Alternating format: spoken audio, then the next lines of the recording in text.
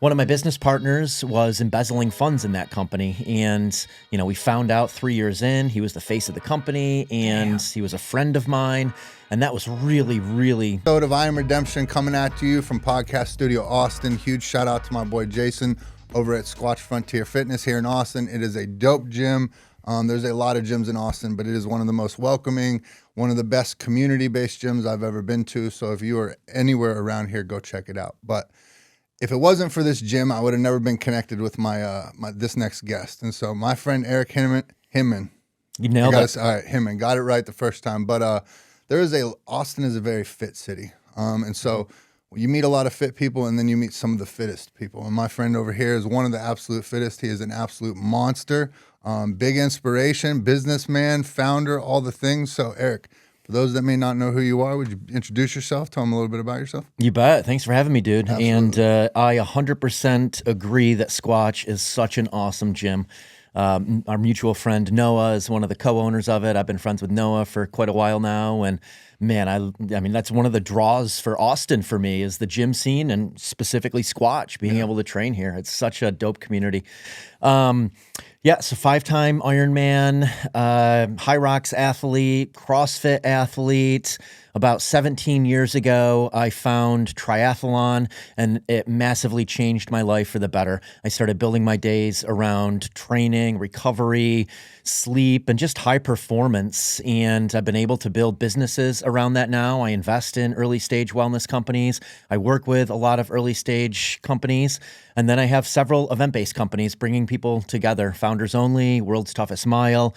I'm just immersed in the wellness scene, and I couldn't be more stoked that, I created this life that I'm able to live now. Hell yeah. Some people take a look, you look at you, super fit guy, and, first meeting you, that's the guy that I meet and see. Mm-hmm. So I just figure he must have always been like this. Then I saw one of your posts from back in the day, and you were not always like this. Mm-hmm. You were just regular average guy. Didn't look like you ever really been to the gym. So what was that like launch moment, or like how did you get into this? So I played sports in high school. I played basketball. I ran cross country. I ran track. I played 1 year of football. I played Little League and Senior League. I loved watching basketball. Michael Jordan, that's my era. Ken Griffey Jr. for baseball. Darryl Strawberry. So I love sports, but, they were team sports that I played. And then when I went to college, I got into weightlifting, but it was very vanity-based and just like strength-based. I wanted to see how much I could bench press every single day. So I would go in, I'd bench press, shoulder press, bicep curls, tricep extensions. And to this day, my bench press is still really strong because I bench pressed basically every single day for 4 years in college. But I was partying like a rock star. I was, Thursday, Friday, Saturday, blackout drunk. And, I was living the college life. That's what I thought you were supposed to do. And then graduated from college. My first career was property and casualty insurance. My father gave me an amazing opportunity to build my own book of business, but I was sitting in a car, driving 50,000 miles every year, going to Subway for lunch, eating as much pasta as I possibly could for dinner, having McDonald's for breakfast. I had no real education around diet and how it was going to affect my well-being if, I wasn't training for sport anymore. I was still lifting, but like 2 or 3 days a week, and I was partying Thursday, Friday, and Saturday night. So in my late 20s, I found myself really out of shape. And it was, again, like I looked like shit. And I'm like, I got to do something about this. I don't feel that great anymore. I just feel like I'm going through the motions. And, I have way more body fat than I've ever had in my life. So I hired a personal trainer, committed to a 6-month plan, 5 days a week, 6:30 a.m. training sessions. And he had me lifting moderately heavy weights, doing complex lifts like back squats, front squats, thrusters, overhead presses, bench press, leg machine. And then I was either running laps in between sets or hitting row intervals. So essentially like a form of CrossFit without knowing what CrossFit was. I was lifting heavy weights with my heart rate elevated.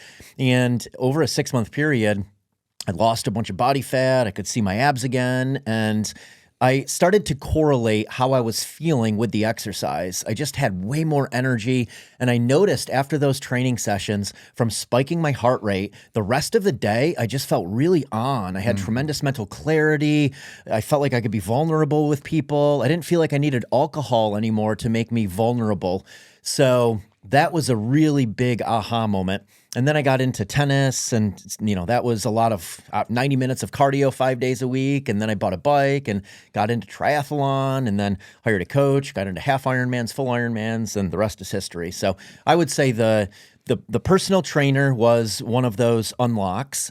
And then the next unlock was a CrossFit gym that I signed up for. And then the next unlock was triathlon. And with triathlon, that's where I really just took it to a whole nother level. Right. Dude, I resonate with that so deeply because, where I was at, I was sitting in treatment, and I'd grown up an athlete and played all the sports. Basketball was my shit. And then you get away from that in adulthood, and then addiction got a hold of me. And I didn't realize how much I missed that. And so I went to this little run group here in Austin, just trying to lose a little bit of weight because I was a fat ass now. And I went, and it just started igniting things in my brain that just hadn't been ignited in so long. And then I get around these great group of people and everything that came with it. And that was that big moment for me where it started putting pieces of the puzzle together for me that just weren't there before. And I was like, oh my God, this is like a cheat code. And then never, starting on my first run and barely being able to finish 2 miles, and still every step wondering, why am I doing this? Still smoking a pack of cigarettes a day, but then getting done and feeling that sense of accomplishment. And I didn't realize that it had been so long since I had felt that feeling, and I just wanted to keep feeling that. And so it's funny because I'm sure when you started back with your coach, you would never think triathlons, high rocks, like all this shit that you're able to do now. But it's funny where you just keep going up, and next thing you know, you're doing shit you didn't even think were possible. Yep. I mean, exercise is the best drug in the world if you're willing to put in the work. Yes. Because just like what you said, progress, we get addicted to progress. And it's really cool with exercise because you can see it almost on a daily basis, just a little bit every single day. And then a month later, you went from level 1 to level 2, and 6 months later, you're at level 4, and you do it for 2 or 3 years, and you can be world class at something. If, you just say no to distractions and focus on one thing. Dude, you said something earlier that struck me too. You were talking about having McDonald's for breakfast. And it's like before I ever got into the running or educating myself, rolling through that was just easy. You just roll through McDonald's, the dollar menu like that. And now I don't judge people, but when I drive by and I see a full line in the morning at McDonald's, and I'm like, oh my God, all those people, that's what they're choosing to eat for breakfast. You've educated yourself, so you realize, at the end of the day, you're putting shitty gas in your tank.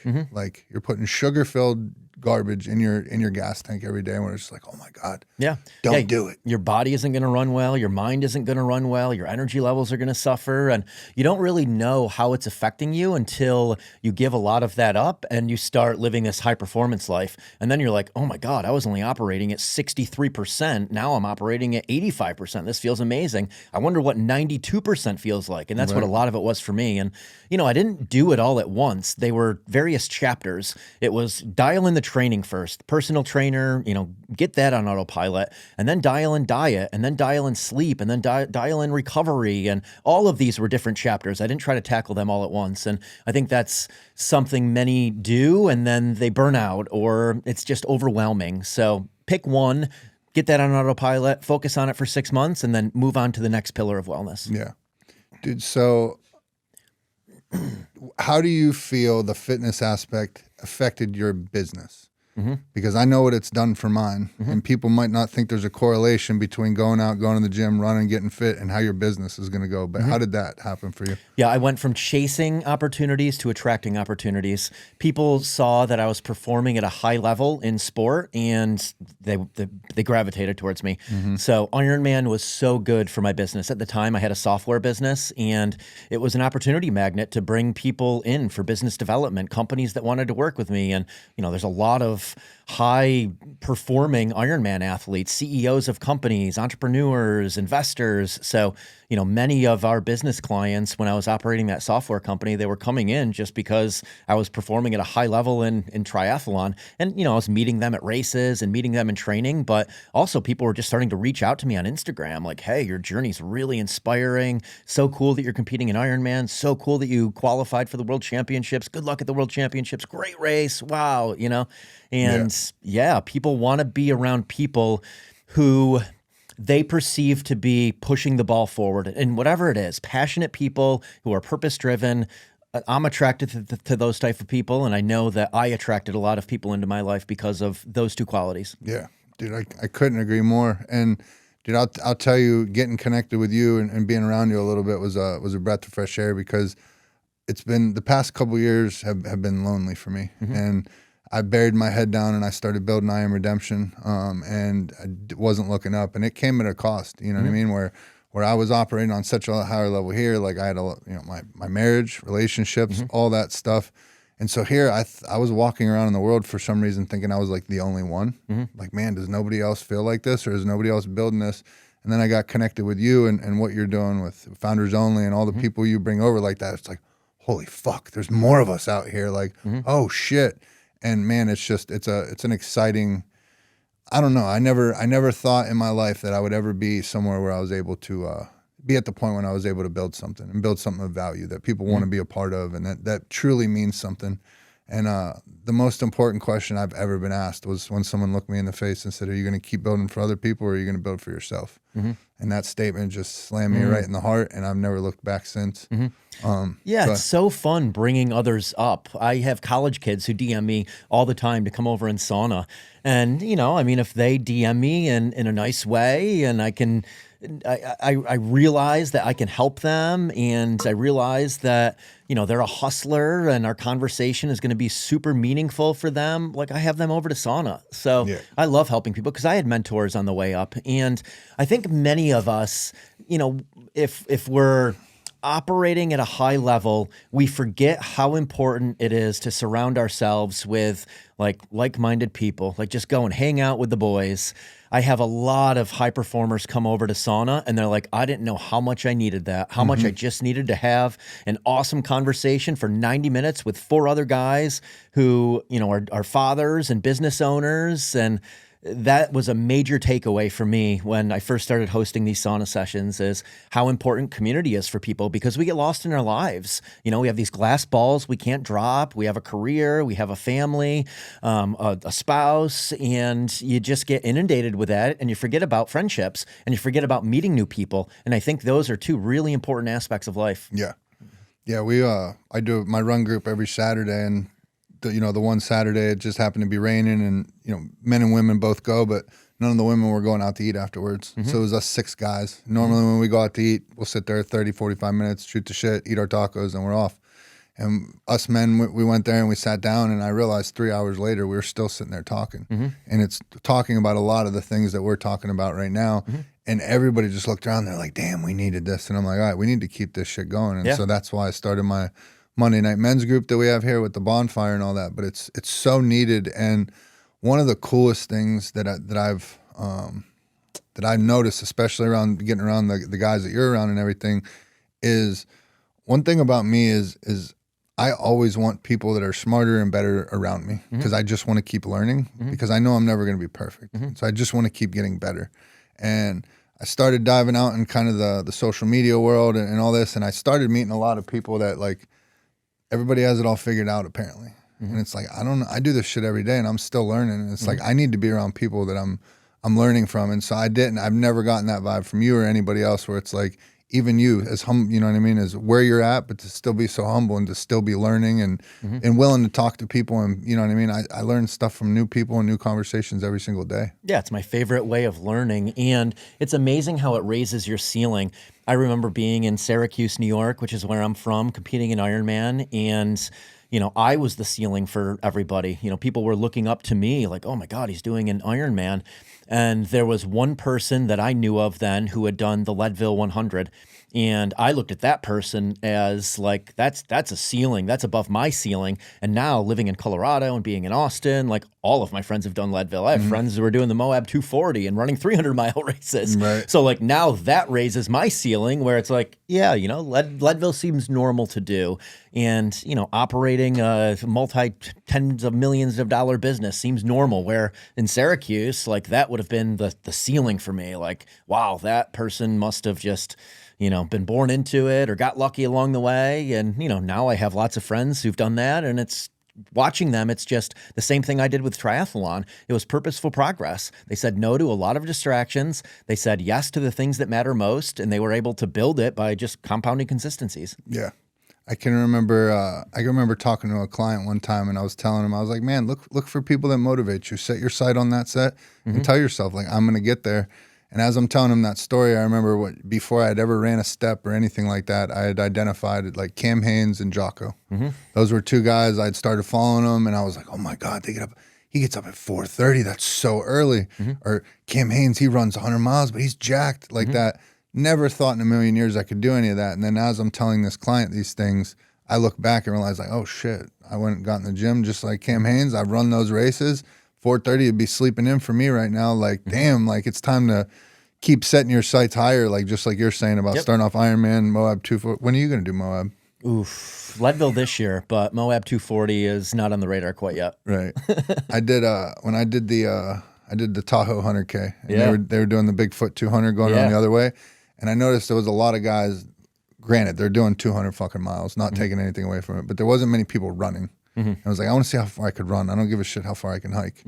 So I don't know if that's what segued me back out of the ultra running world or what, but I don't know. It doesn't motivate me like it used to. Yeah, I'm the same where kind of my limit is like 10 to 12 hours where it just doesn't feel like racing anymore after 10 to 12 hours. Like an Ironman, I feel like I'm racing. Right. You know, my heart rate's elevated, you know, there's some exertion going into that, and it's kind of equal parts aerobic capacity and body breaking down where, you know, once you get to 24 hours plus, it's really just durability. You know, when I did rim to rim to rim this year, that was, I think, 14 hours. My average heart rate was 107, but my body was breaking down. I didn't want to take another step because my tendons and ligaments can't support that type of volume. So it's a different type of fitness that I don't train as much. I train more strength, you know, certainly aerobic capacity, but I don't train like high volume durability because it just doesn't feel as good for me as the other ones feel. I don't like feeling achy. And if I put in too much volume, that's how I feel. I feel achy. Got you. Yeah, that makes sense.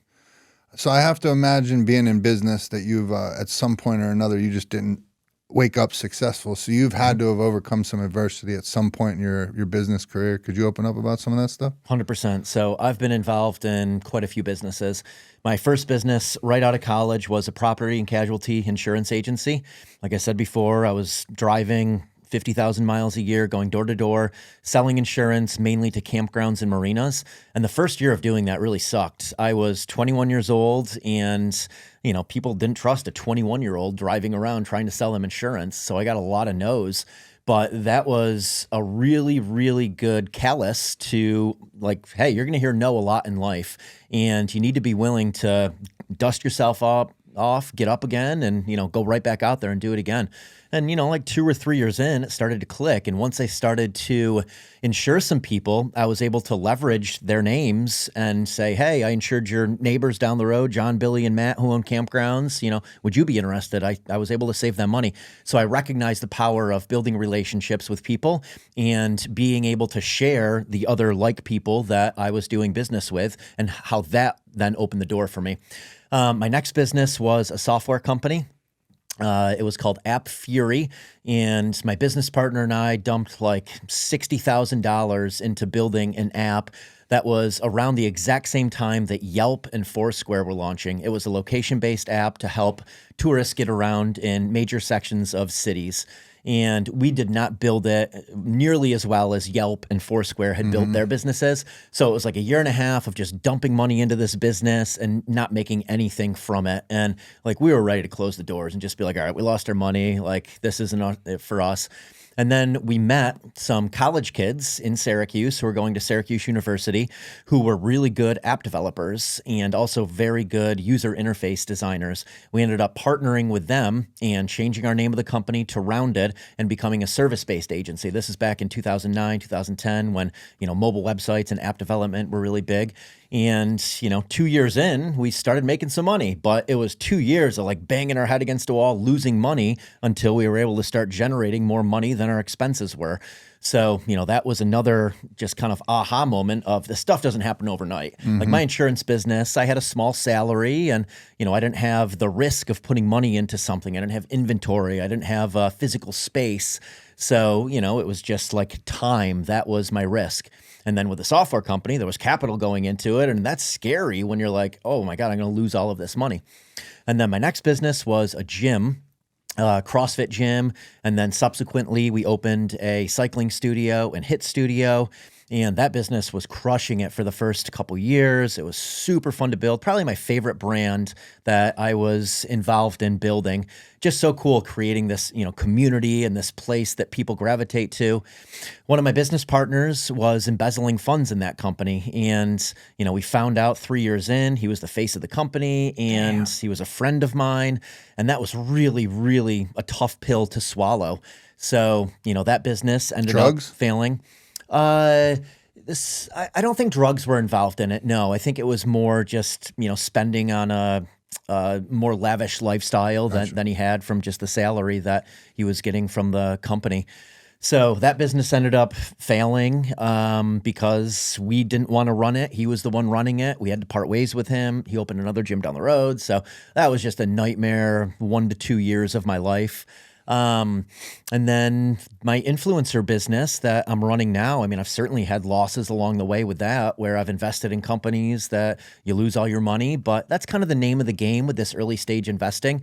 And I feel like I'm now at a point where I've had enough losses and I've had wins on paper that I understand how to limit my risk in like who to invest in, what type of opportunity to invest in, what things to say no to.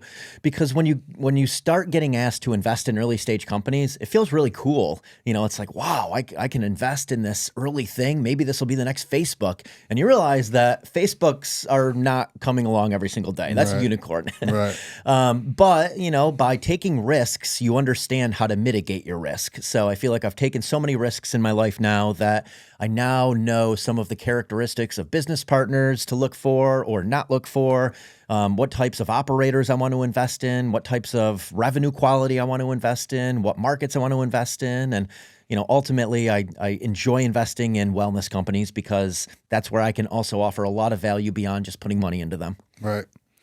When you started, do you feel like you were programmed from day one to be a builder, to be a founder, to start your own companies? I do. I think some of that is I grew up as an only child. I watched my parents lead. My father was the CEO of a small insurance company. My mom was a school teacher. I had to always kind of create my own happiness and destiny, not having brothers and sisters. So yeah, I've always been a self-doer, and I've always enjoyed competing against myself. I love progress, and I love progress that I have full control over. I feel like if you're working for someone, you don't have full control over that progress. So I enjoy picking things where I have full control over the progress. That's why I really enjoy triathlon, because I had full control over the progress in that sport. Right. Yeah, just being in the military and just kind of being of service my whole life, I remember the first time somebody was starting to talk to me, they're like, are you going to, people were kind of pushing me to start my own thing, but I just wasn't there yet. And I didn't necessarily know what I wanted to do. Mm-hmm. There wasn't I didn't have a whole lot of money making ideas like, all right, I'm going to go do that and make money. Mm-hmm. Thank God, like this has all kind of taken shape the way it has. And I feel very lucky and very blessed to have found something that's just purpose driven, that is out here to help people, because at the end of the day, like, I don't know if I would still be sitting here if I just went and started a company or a business where it was just all about making money. 100%. The fact I get to impact people is what it does it for me. Yeah, it's huge. In my insurance days, many of my clients were older. I didn't have any kind of real personal connection with them. And I've made it a point now I want to be friends with the people I do business with. I want to have good relationships with them. I want to hit hard workouts with them, sit in the sauna with them, jump in cold streams with them. So it's cool when you're able to do something you love and also do business with people you enjoy being around and conversing with. Oh, yeah. What would you say if you could narrow it down? What do you think is one of, if not the most important lesson you've learned in business? Total addressable market. How big is the market? Product market fit is so important. So understanding who your customer is and how to reach them. That's something I often tell brands that want to work with me. Many of them see my following on social media and they're like, oh my God, you're going to massively move the needle for us if you just post once. And I'm like, I may not have as good of product market fit as someone with 10,000 followers that all they do is talk about, your niche product and how to solve that problem for people. So product market fit is so important.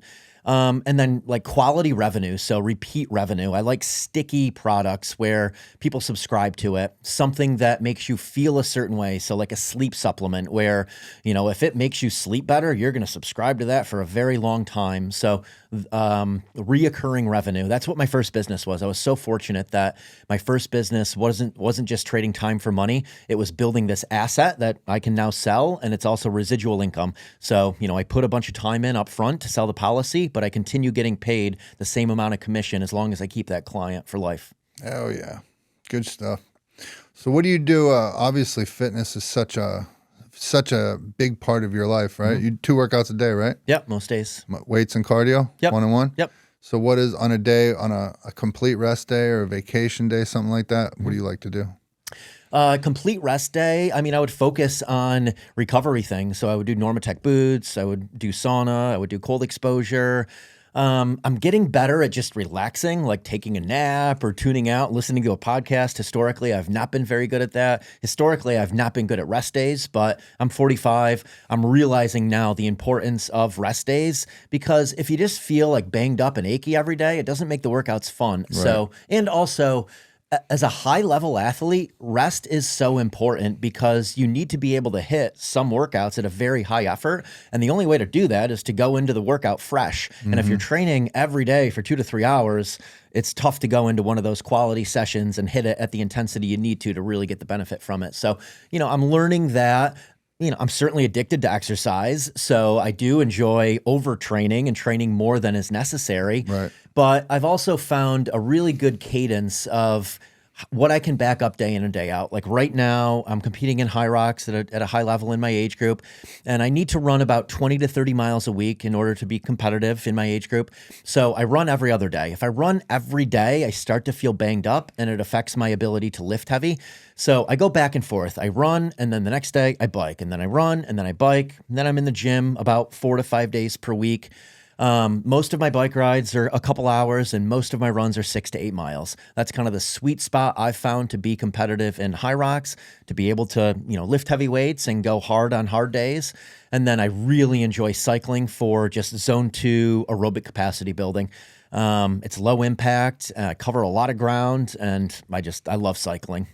Cycling's the one thing I haven't gotten on the bike yet. It's so awesome. I'll never forget. I got done with my 100-miler and I went home to Ohio to visit my family, and a bunch of my family came in to see me because I was in town. And I remember my uncle sitting down next to me, and again, the 100-miler was the greatest accomplishment of my life at the time, and so I was so proud. And my uncle sits down, and he goes, "You know what you need to do now?" Or what did he say? I think he said, "Now you need to do an Ironman or something like that." I'm like, "Bro, I just fucking did this." Jesus, like tell them to come run 100 miles like that. But yeah, the bike is still something. I don't know. I'm gonna ended up needing to get on it too because this heel keeps giving me issues. But yeah, I gotta do think something. It's so good as we age to maintain a very high level of fitness. And, I know this just from seeing the people who show up at the races I do. There's 50-year-olds that beat me in Leadville, and you can really maintain a high level of fitness in cycling for a long time. I had some 60-year-olds that were on a stage race with me in Croatia this past year who were about the same speed as me, just out there crushing it. And I'm like, that's where I want to be in 15 years. If they're continuing to bike and it's just use it or lose it, then I'm going to keep using it so I don't lose it. Oh, yeah. And, I biked from my house downtown Austin out to Westlake today, and then on Lady Bird Lake. I covered so much ground, 38 miles in 2 hours. I can do that every single day and feel good. You can't do that running. Right. That is true. That was the toughest thing, training for ultras and stuff like that, especially if you're training on trails.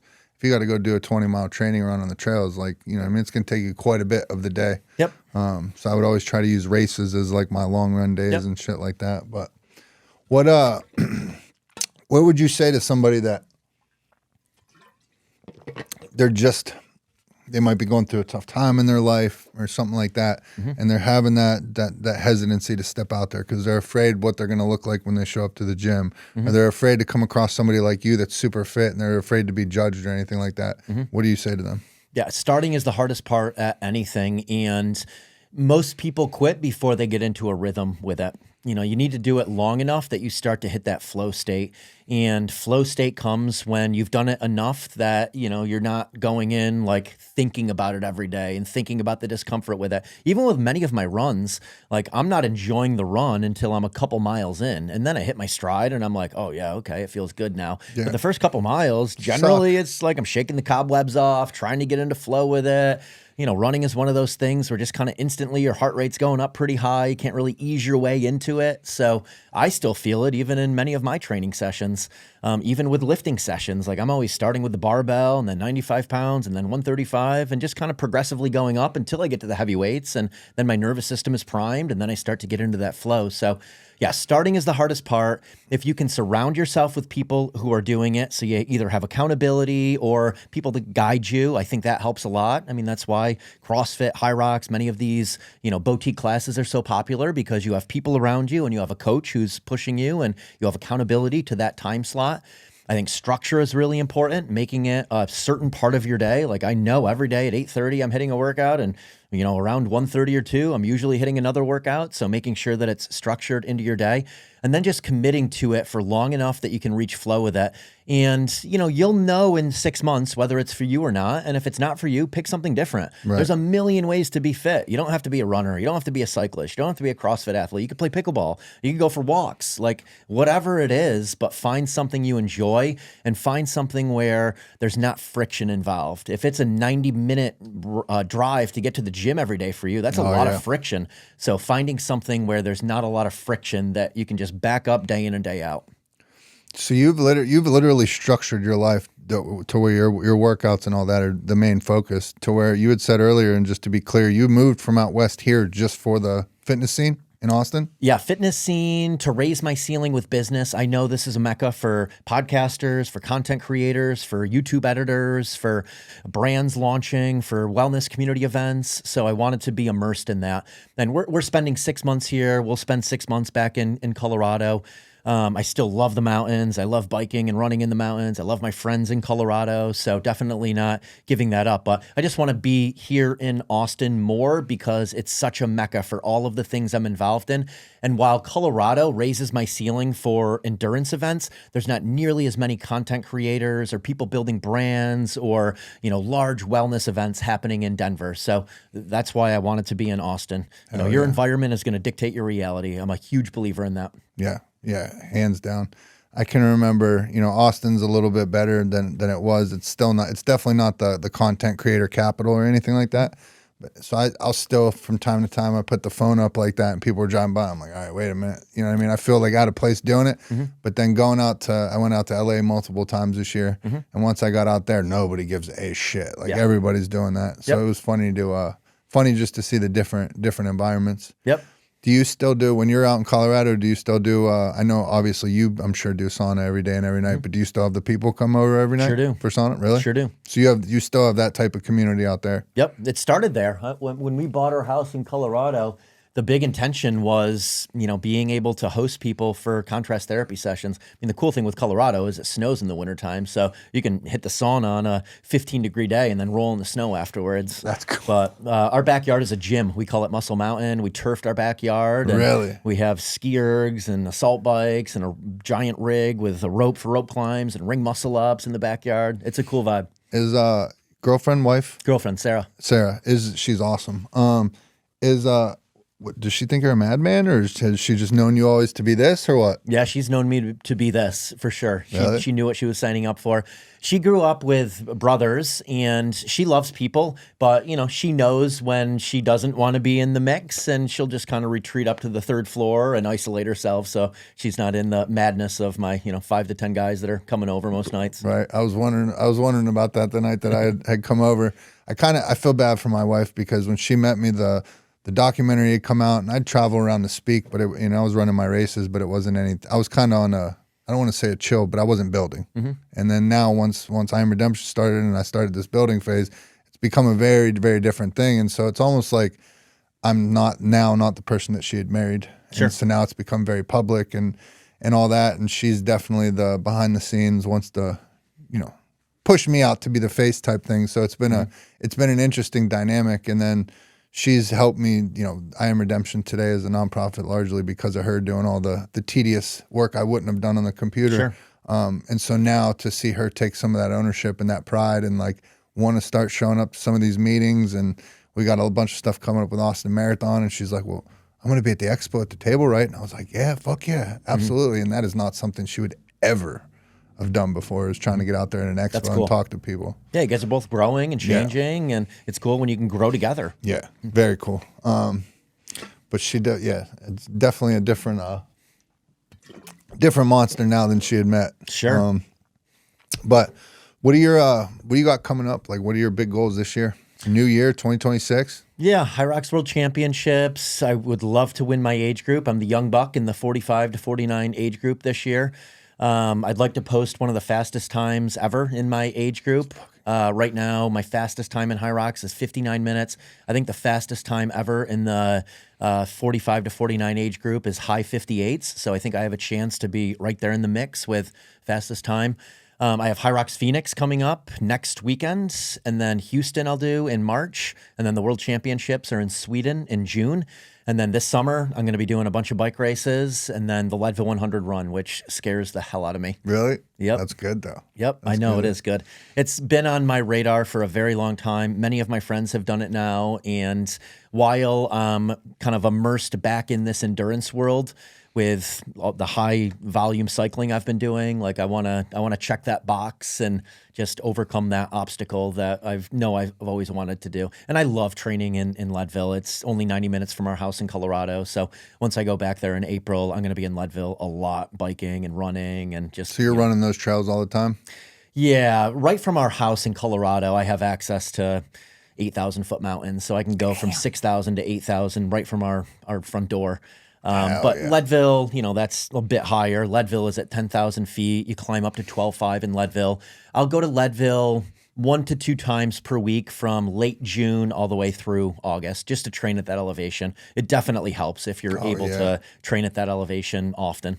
Huge. Yeah, that elevation humbled me. Yep. And when I did Tahoe 100K, it starts at 6 and goes up to 9, and I just remember at 6 I felt good. And then once I started getting up in there, I was zapped immediately. Yep. It just limits your power and your energy. And I've got it to where I don't feel bad, but I can't produce the same amount of power that I can produce at, a lower elevation. That's just, everyone is that same way. Yeah, I don't think I felt bad, but I don't think I ever felt great either. Yeah, you just don't really feel like putting the foot in front of the next. Right. And then it was funny because you do 60 miles or whatever, and then you come down. I start coming down out of the mountains, and all of a sudden it's you like got your pep back. You're like right back, like you hadn't even ran yet. Yeah, I feel the same way going up to Columbine, which is the climb in Leadville. From 11 to 12.5, you just feel like you can't produce any power. And then you come back down to 11, and you go back towards Twin Lakes, and 11 down to 10. It's like, oh wow, there's the power again. I can put it down. What percentage would you say you training out there in that environment and all that? If you didn't, and then you do, like how much of a percentage would you say that increased your? I would say performance-wise, 10% at least, but from a mental standpoint of like knowing the course and knowing that I'm fine at elevation, I mean, that's huge. Like going into the race confident that, okay, elevation is only going to affect my power. I'm not going to get sick. There's no unknown. And then mountain biking specifically, riding the course, knowing the lines, knowing how fast I can go on the descents, knowing where to push on the climb. It's huge. I'd say that's another at least 10 or 15% riding on the course, knowing the lines. It's massive. I have one of my guys who I'm kind of looking after. He's going to be we got him signed up for the Austin Marathon this year. This will be his first ever marathon, and so he's stoked for it. And he was talking the other night, and I keep telling him, I was like, bro, there's certain run groups you can go to that every Saturday are running the course. You want to go run the course or that? And he was trying to convince me of like he's better if he doesn't know the course. And I was like, bro, that's a very naive way of thinking. Trust me, you want to be on the course because then oh, I have this hill coming up or this or that. And so it was funny. Someone who has never done this before, You know what I mean? Him having that naive take. I'm like, you can do it that way, but I'm telling you, I would go run the course at least once or twice. I think it's, especially cycling. I mean, cycling is very much a skill-based sport. So knowing the turns and it's massive. And running, I think it's massive too.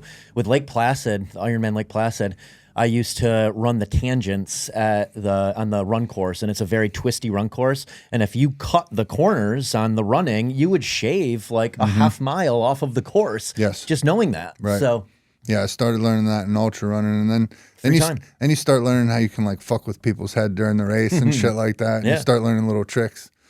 Earlier in that episode, this is going to take us a direction I didn't think we were going to go, but I have to go back there. You brought up Michael Jordan. You brought up Ken Griffey Jr. So we're in the same spectrum there. Who were your like big main inspirations when you were growing up as an athlete? Yeah, in sport, I mean, definitely Michael Jordan. You know, I was sticking my tongue out. I had 23 shaved in my head. I was wearing all the Jordans. For baseball, Darryl Strawberry and Doc Gooden were my first two favorite players. The Mets in the 80s. And then Jose Canseco, Barry Bonds, they were all, stud athletes. Bo Jackson, Deion Sanders, Shaquille O'Neal, Kobe Bryant, those were obviously the 2000s. But Michael Jordan was my favorite athlete of all time. Watching him play, like, he was so inspiring. Yeah, he was that dude. And you picked all the party animals in baseball. I did. I know. You picked all of them. That was before I knew that. Right? They had cocaine addictions.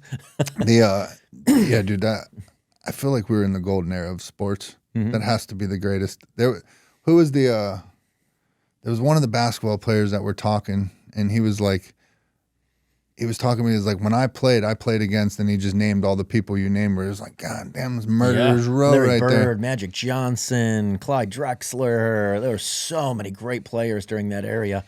Sean Kemp. Dude, it's cool now that they're doing podcasts and all that, and you can get little glimpses of what it was like Charles for them Barkley. back then. Yeah, dude, they were classics. Griffey was my dude in baseball. Jordan was my dude for a long time. I really liked Larry Johnson. Grandma Ma, that was my guy. And then when I discovered Jason Williams, Jason Williams exploded my head. I was like, oh. So then I was out there on the playground trying to do every fancy and one move I could do. Yeah. Allen Iverson was probably my favorite college basketball player ever. Dude, Iverson was such The answer. He people don't know he could have made it in football too. I know. I remember that. Yeah. He was a running He was back. an incredible athlete. He was so fast. Jordan or LeBron? Jordan. It's not even close, right? Yeah. I wouldn't say it's not even close, but I just think Jordan was such a phenomenon, and yeah, I mean, he had so many championships and so many sponsorship. I mean, look at Gatorade, look at Nike, like just the come up of those brands off of riding his success and greatness. Yeah. And then even just what he just got paid to do that interview. He did an interview not long ago when the NBA was going through their stuff, and like what he charged just to do that was nuts. But yeah, he's the dude. It's been also interesting. You said Larry Bird, to start hearing some of these interviews, and they talk about what he was one of the best shit talkers ever, which I would have never ever thought. Right? But he's just out there it's a killing clean cut guy. Yeah. Did you watch that? Did you watch that show that they were doing on HBO, Winning Time? I haven't seen Winning Time. No, I watched the Bulls Dynasty one, which was amazing. So this is like a show with actors, and it's about basically the Showtime Lakers era. But it's got a bunch of like really good actors in it. Okay. Dude, it is fucking incredible. I'll tune in. It is incredible. It's really good. I can't imagine you sit around watching TV much, but not much. But I do enjoy documentaries. Like if I'm gonna, rest for a couple hours, I'll pop on YouTube or Netflix, and I enjoy documentaries. I'm not good at watching movies or watching just regular shows, but I do love documentaries. Speaking of documentaries, there's an incredible documentary that you should watch. It's called 100 Miles to Redemption. I know. I need to. I will. February 21st here in Austin. They're gonna be playing it at the theater. Yeah, I'll be there. It's in my calendar. What do you do a podcast? I don't have my own podcast. I've hosted a podcast before for Restore Hyper Wellness. I'm actually considering starting one up though this year, and it would be like a gym workout with someone, and there would be a challenge component to it, like a bench press EMOM, where, you know, we each do 1.5 times our body weight, and you have to do 5 reps on the minute, and whoever fails first loses, and then you move on to like back squat. So I think I'm going to ramp one up this year. Oh, I like that. Yeah. I like that. It's I don't know, just if you look at the time and the era we're in right now, it's pretty soon there's not going to be many 9-to-5 jobs left. And if you're not building up yourself for what you're doing, you know, I don't want to say your personal brand, but you have this, we live in this very unique time where with AI and social media and all that stuff, you could build whatever you're passionate about. It seems silly to not do it. Can't agree more. And storytelling is going to become one of the best skills possible. Just with AI and all that, you think? Yeah, because AI is going to replace so many things. So your ability to tell your story and share your journey and like hone a skill, I think is going to be really important. Obviously, you know, understanding how to work AI is an incredible skill to have, but I think storytelling is going to become more and more powerful. How good are you at, you know, telling your story? I was blown away when you had an event at your house not long ago, and I was at it, and I met a gentleman there, and he asked what I did. I told him, and then I asked what he did, and he's like, so nonchalant. He was just like, I 3D print houses. And I was like, you what? And he goes, you know the houses that it takes like 4 months to build? And I was like, yeah. He goes, we build them in a day. Crazy. And I was like, what? Crazy. And he's like, it runs the electrical, it runs the plumbing, it runs this. And I was like, get the fuck out of here. I didn't even know that was possible. Me neither. Holy shit. Do you you just attract a lot of, how do you know most of these people? Just out here networking and all that? Yeah, I mean, you know, having a following on social media has helped massively, but really the compound effect of having people over every single night to sauna. I've been doing this for a long time now. And, you know, if you multiply that day in and day out times 365 times multiple years, those people all, you know, introduce me to other people, and people message me on Instagram when they're passing through Austin or passing through Colorado. So it's really just been the compounding effect of meeting a lot of people. And by meeting a lot of people, I meet more people. Yeah. When I first kind of started this, or doing what I was doing and building my community, one of the biggest things that I always was trying to impress upon people is we all rise together. The better you do, the better we all do. And just trying to get people to understand that, because with social media or just the way the world is today, there's like this famine mindset where people think they need to like keep it all. And it's just refreshing to get around other people that understand. It's like what you do and what I like, there's no threat there. Yeah. It's in my best, like I Am Redemption's a platform. It's in my best interest for you to go out and blow the fuck up and be huge. Like you fuck with the platform. Like I want to see everybody around me win. And it's cool that it attracts like-minded people. Agree. I love competition, but I love seeing people win. And competition to me now is much more about what's possible for me, how well, you know, what's me versus me today, as opposed to me versus others. So, you know, my friends who beat me in high rocks, I'm cheering for them. You know, I'm stoked to see them continue progressing. And someone building a business, even if it's in a category competitive to mine, I'm cheering for them. I introduce so many people to brands, and, you know, these are brands that pay me to work with them. And I know that they only have a certain amount of budget to work with creators, but I want to see other people crush it too.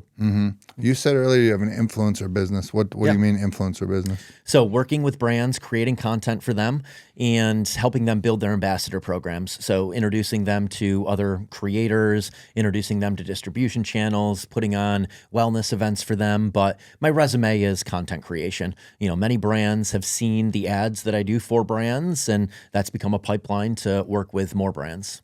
Do you come up with you have people that come up with the ideas? You come up with all your own ideas, collaborative effort? I come up with all of my own ideas. Yep. I have people who help me shoot the content, but the creative process is still on my shoulders. I'd love to offload some of that, but historically it's always been on me. That's honestly the hardest part now about creating content, is coming up with a creative concept, coming up with a really good hook, visual and text overlay, coming up with a good caption, and figuring out like what is relatable to the masses, what does the algorithm want to see right now, what does my audience want to see. There's just so many different components to it now, where it used to just be like post a pretty picture and it'll do well. Yeah, it's definitely not like that.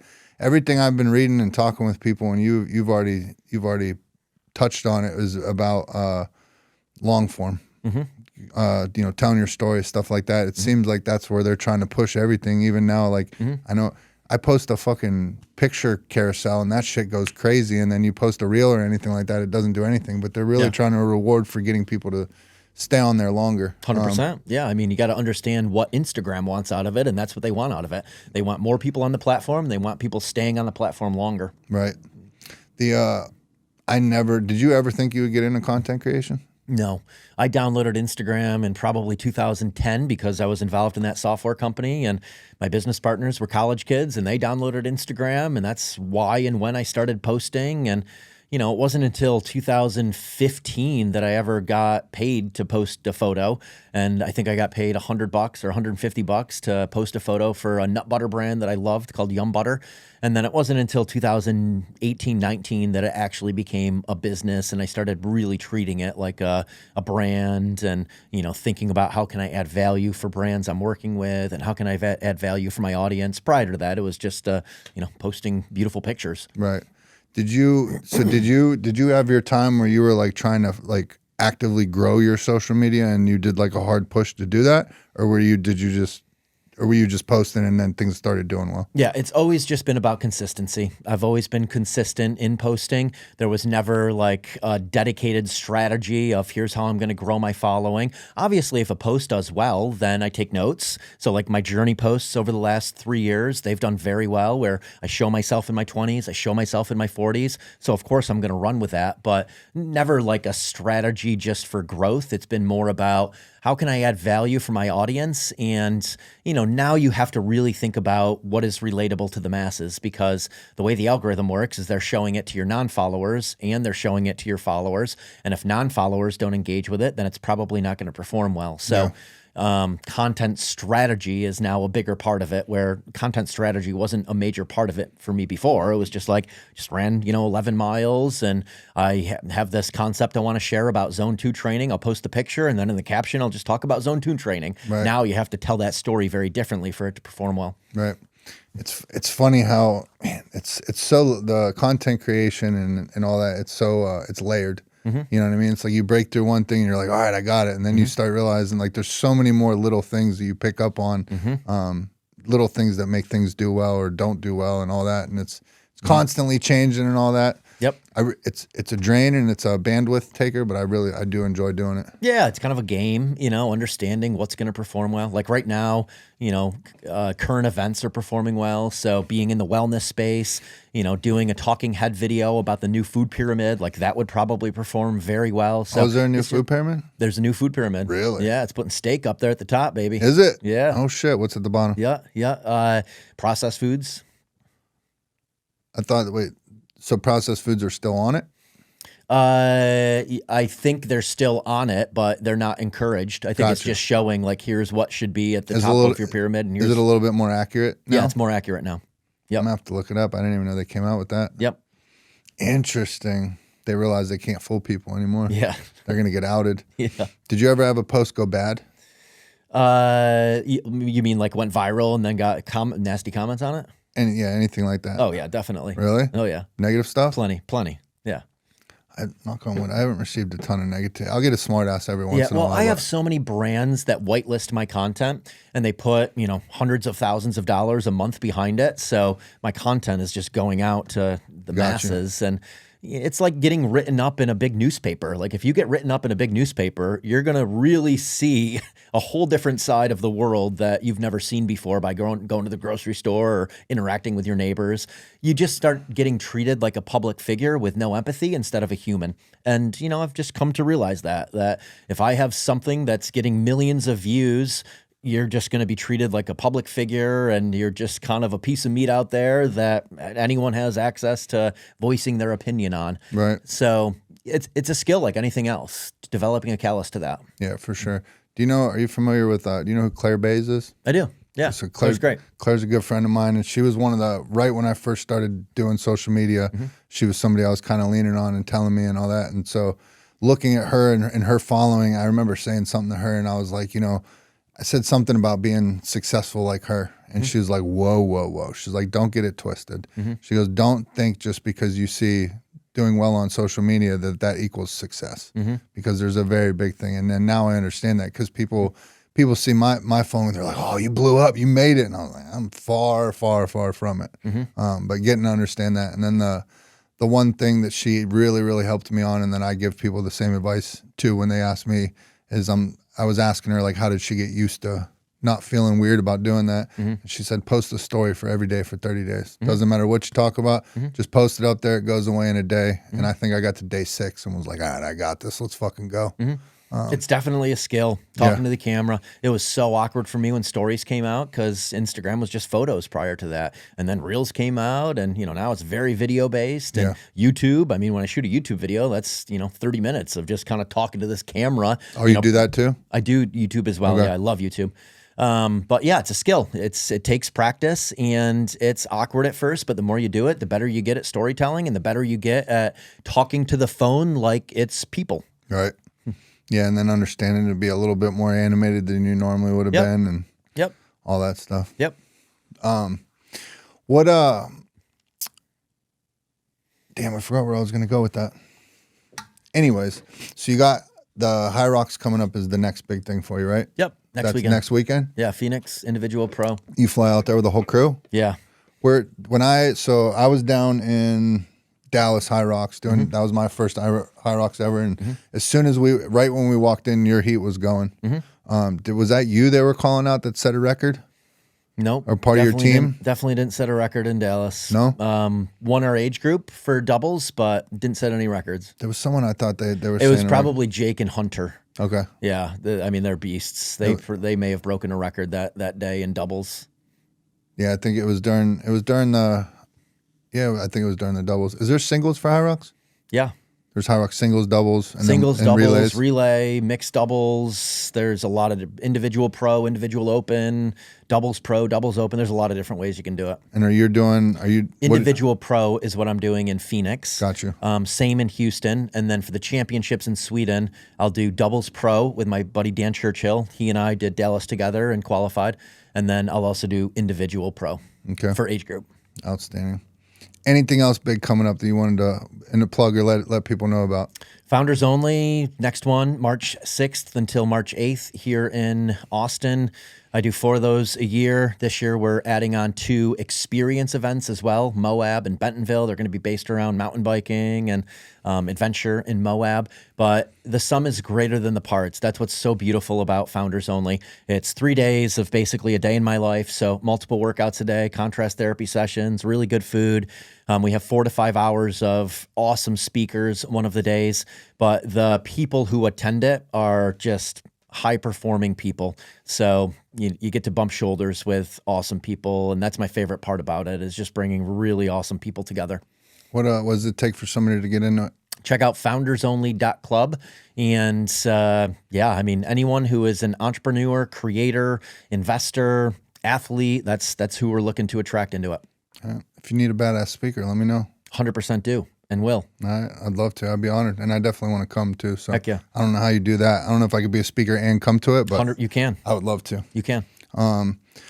So the way we first of all, I'd like to thank you for sitting down. I know you're a very busy man. I look forward to getting some miles or a sauna in with you soon. Likewise. But if you'd take a look into the camera and let people know they've sat down, they've heard a little bit about your story. But if you could take a look and let them know with some I am statements who you truly are.